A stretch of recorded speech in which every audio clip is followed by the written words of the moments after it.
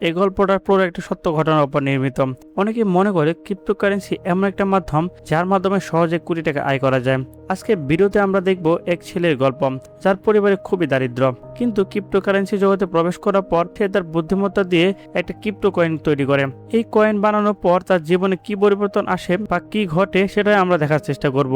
তাহলে চলেন ভিডিওটা শুরু করা যাক। গল্পের শুরুতে আমরা দেখি একটা ছেলে যার নাম দাহিউন।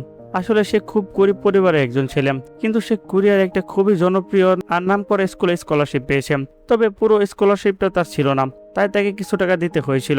আমরা জানতে পারি দাহিউনের বাবা ওকে ছোটবেলায় ছেড়ে চলে গেছেন, আর এখন দাহিউনের মা একটা বৃদ্ধাশ্রমে নার্সের কাজ করেন। যদিও পরিবারে খরচ চালানোর জন্য অনেক কষ্ট করে টাকা উপার্জন করেন, তবুও মা চেয়েছিল তার ছেলে একটা ভালো স্কুলে পড়াশোনা করুক, যাতে সে তার মায়ের মতো পরিস্থিতিতে বড় না হয় আর পরে তার মতো ছোট ছোট কাজ করে জীবিকা নির্বাহ করতে না হয়। এই জন্য সে তার সব জমিয়ে রাখেছিল আর ঋণ নিয়ে যেভাবে হোক তার ছেলেকে ওই স্কুলে ভর্তি করেছিল। আমরা জানি দাহিউন ওই স্কুলের সব ছাত্রদের মধ্যে সবচেয়ে দরিদ্র, মানে স্কুলে ফি দিতে ওকে অনেক কষ্ট করতে হয়, আর বাকি সবাই ছিল ধনী পরিবারের। তবেও দাহিউন তার স্কুলের সেরা ছাত্র ছিল, মানে ও ছিল খুবই প্রতিভাবান একজন ছেলে। কিন্তু এসবের পরেও কেউ দাহিউনকে পছন্দ করতো না। অন্যদিকে তানো নামে একটা ছেলে ছিল শারীরিক প্রতিবন্ধী। আসলে শারীরিক প্রতিবন্ধী হওয়ার পরেও ওকে ওই স্কুল থেকে স্কলারশিপ দেওয়া হয়েছিল, যদিও ওই ধনী পরিবারের ছেলে। আর শারীরিক সমস্যার কারণে শিক্ষকরা ওকে বেশি গুরুত্ব দিত, ওর প্রতি বেশি খেয়াল রাখত।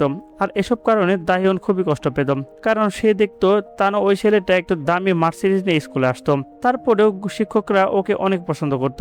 অন্যদিকে দাহিউন রাস্তার পায়ে হেঁটে স্কুলে যেত আর অনেক রাতে অনেক দেরি করে বাড়ি ফিরত, তাই ও ওইসব জিনিস দেখে খুবই বিরক্ত হতো আর এই জীবন আর উপভোগ করতে পারছিল না। ও ওই জীবনের বাইরে বেরোতে চেয়েছিল, এজন্য যে কোনো উপায়ে স্কুল ছাড়ার প্রস্তুতি নিয়েছিল আর কলেজে স্কলারশিপ পেতে চেয়েছিল। কিন্তু একদিন হঠাৎ দাহিউনের শিক্ষকরা যখন কথা বলছিল ও তা শুনে ফেলল। তখন ও জানতে পারলো যে স্কলারশিপটা যা ওকে দেওয়ার কথা ছিল সেটা এখন তনুকে দেওয়া হবে। এই কথা শুনে সে খুব রেগে গেল, কারণ সে একদমই তা মানতে পারছিল না। তার মার্ক তানুর থেকে অনেক বেশি ছিল, তবুও তানুকে বিশেষ সুবিধা দেওয়া হচ্ছিল। এই জন্য সে যেতে চাইলো তার শিক্ষকের সাথে কথা বলতে। সে বোঝানোর চেষ্টা করছিল যে শুধু তানুই শারীরিকভাবে প্রতিবন্ধী, তাই তার জন্য বিশেষ সুবিধা দেওয়া উচিত নয়। তোমরা তোমাদের ট্যালেন্টের উপর একটু ভরসা করো, মানে যারা যোগ্য তাদেরকে একটু বেশি প্রাধান্য দেওয়া উচিত। কিন্তু শিক্ষকরা তা ওর কথা শুনতে যাচ্ছিল না, আর এসব কারণে সে খুব কষ্ট পাচ্ছিল। এখন ও একটা দ্বিধায় পড়ে গেছে যে ও কি কখনো নিজের জীবন বদলাতে পারবে না। ও সবসময় মাকে শান্ত রাখার চেষ্টা করত, কারণ মা সবসময় ওর জন্য প্রার্থনা করত আর পড়াশোনার যত্ন নিত। এরপর অনেক সময় কেটে গেল, এখন দেখা যাচ্ছে দাহিউন ইউনিভার্সিটিতে ঢুকেছেন। তবুও ও জীবনের সঙ্গে কিছুটা লড়াই করছিল আর এই দারিদ্র্যের জীবন থেকে বেরিয়ে আসার চেষ্টা করছিল।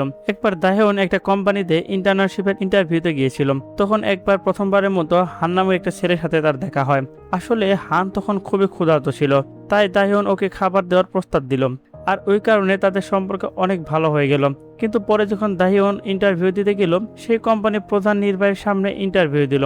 দাহিউন খুব সাবলীলভাবে সব প্রশ্নের সঠিক উত্তর দিচ্ছিল, কিন্তু যখন ওকে তার প্রেরণার কথা জিজ্ঞাসা করা হলো, তখন সে বিনা দ্বিধায় বলল স্টিভ জবসের নাম আমার মধ্যে নেই। এই উত্তর শোনার পর যদিও অন্যরা দুইজন একটু সন্দেহ করছিল, কিন্তু এখানে একটা ইন্টারভিউনার ছিল যার নাম ক্যাথরিন। ওই উত্তর শুনে অনেক মুগ্ধ হয়েছিল, তাই ওনারাই ইন্টার্নশিপে সিলেক্ট করেছিল। এরপরের দিন যখন দাহিউন ওই ইন্টার্নশিপের প্রথম দিনের জন্য অফিসে যাচ্ছিল, তখন হান নামের সেই ছেলেটা ফোন করলো। ও বলল ক্যাথরিন উভয়কে ডেকে পাঠিয়েছে। আর যখন তারা দুজনে ক্যাথরিনের কাছে গেল, ক্যাথরিন প্রথমে ওদের কিছু খাওয়ালো আর দাবা খেললো, কিন্তু এটা কোনো ফ্রি খাবার ছিল না। আসলে ক্যাথরিন ওই দুজনকে একটা চাকরির প্রস্তাব দিল, বলল তোমাদের একটা গোপন প্রজেক্ট কাজ করতে হবে, আর এই প্রজেক্টে কোনো তথ্য কাউকে জানাতে পারবে না।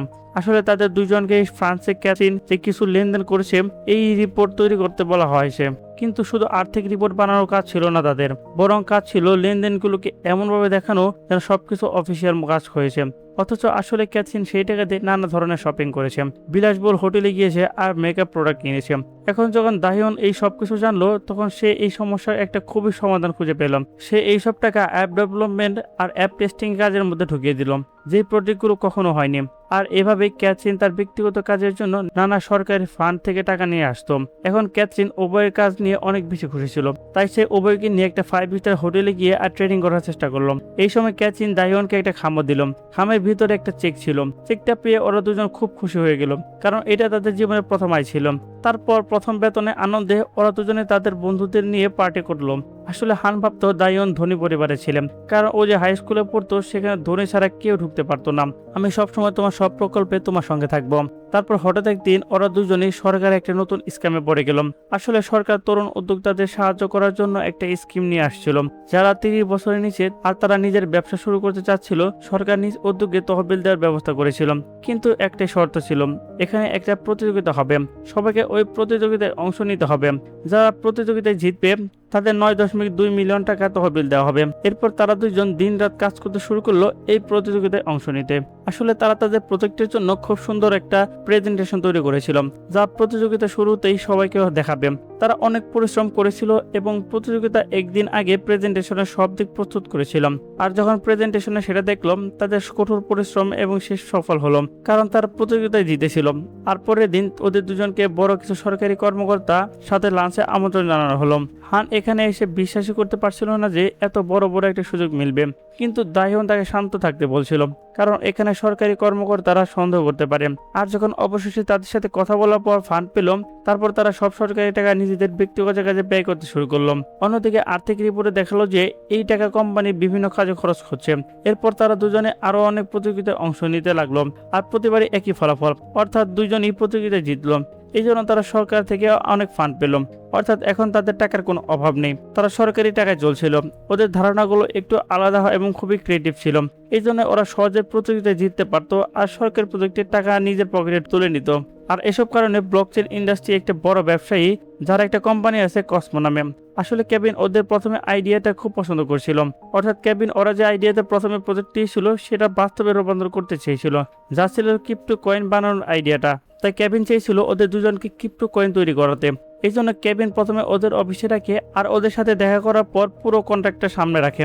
যদি হন এখনো পুরো কন্ট্রাক্ট করে ফেলার আগেই দাহিয়নের আইডিয়াটার উপর একটা বিশ্বাস ছিল, যে কোনো ভাবনা না করে কন্ট্রাক্টটা সই করে দেয়। তারপর এই প্রজেক্টে কয়েনের নাম রাখা হয়েছিল মমি কয়েন। এখন ডিলটা শেষ হওয়ার পর কেভিন মনে করলো এই ডিলটার মাধ্যমে তার কোম্পানি 5 বছরের জন্য 20 গুণ রিটার্ন দেবে, মানে তারা কোম্পানির মান 20 গুণ বাড়াবে।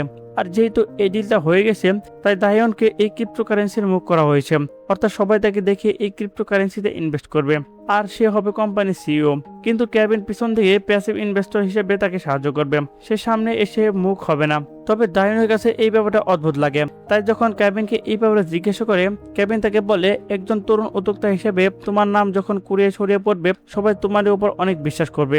সেই বিশ্বাসের উপর ভিত্তি করে আমরা এই ক্রিপ্টোকারেন্সিকে অনেক বড় কয়েনে পরিণত করতে পারবো। এই জন্য এই খেলা তোমার সামনে আর তোমার সঙ্গেই খেলা হবে। আর এইসব কারণে দাহিয়ন এখন অনুভব করলো যে তার স্বপ্ন হয়তো এক ধাপ এগিয়ে এসেছে, অর্থাৎ এক ধাপ এগিয়ে গিয়ে তার স্বপ্ন পূরণ করতে পারবে। তবে এইসবের মাঝে যেন অহংকারও তার মনে ঢুকে পড়ল। সে মনে করলো এই অভিজ্ঞ তার অর্জিত সব সাফল্য এটা তার নিজের কঠোর পরিশ্রমের ফল। হান শুধু তার সাফল্যের ভাগাভাগি করেছে।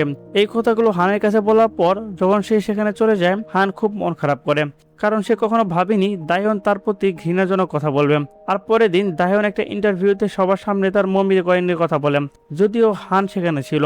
কিন্তু দাহিয়ন হানকে পুরোপুরি অগ্রাহ্য করে এবং বলে যে হানের কোনো গুরুত্ব নেই তার সাফল্যের পিছনে, অর্থাৎ সে সাফল্য যেটা পেয়েছে তার নিজের কঠোর পরিশ্রমের ফল। হানের এখানে কোনো ভূমিকা ছিল না। এখন দাহিয়ন আর কেভিনের নাম একসাথে সবার চোখে পড়তে শুরু করে। তাছাড়া যারা তাদের মমি কয়েনে বিনিয়োগ করেছে তাদের জন্য তারা বিশ্বাসের প্রতীক হয়ে ওঠে। দাহিয়নের তৈরি করা মমি কয়েনের দাম ধীরে ধীরে বাড়তে শুরু করে, কারণ কোরিয়ায় অনেকেই দাহিয়নের উপর বিশ্বাস রাখে এবং বড় পরিমাপে তারা মমি কয়েন কিনতে শুরু করে।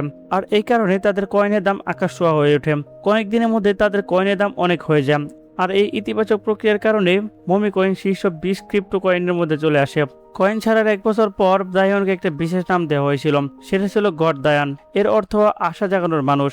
মানে এখন দাহিয়ন তাদের সবার জন্য এক ধরনের আশার প্রতীক হয়ে উঠেছে, যে তাদের সবাইকে দারিদ্র্যের বাইরে আনতে পারে।